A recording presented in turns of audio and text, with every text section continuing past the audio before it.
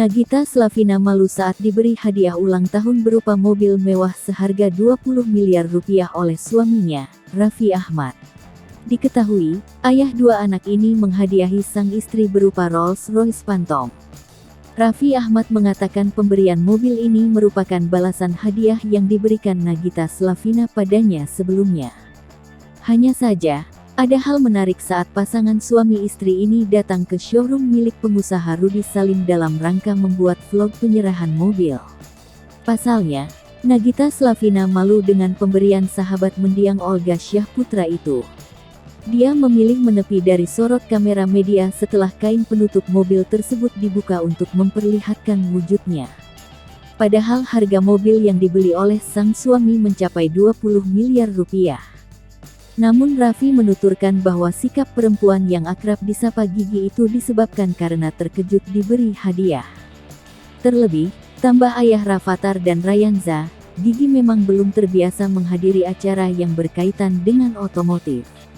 Meski begitu, Nagita Slavina rupanya begitu menyukai hadiah pemberian suaminya. Usut punya usut, mobil mewah yang diberi Raffi Ahmad ini merupakan tukar tambah.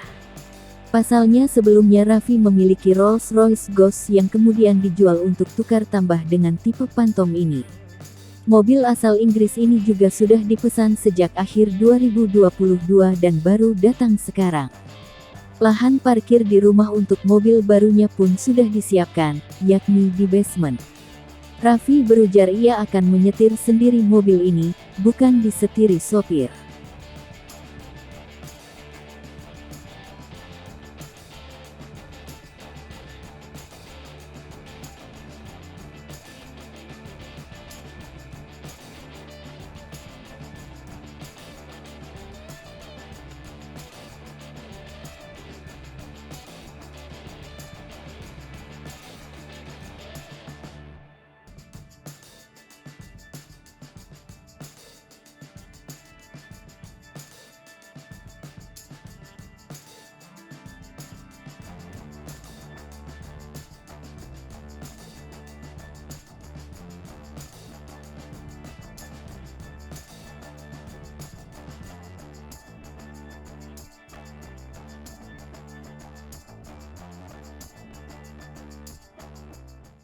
Hai pemirsa Sri Popo TV, jangan lupa komen, like, dan subscribe, serta tonton terus berita-berita terupdate lainnya.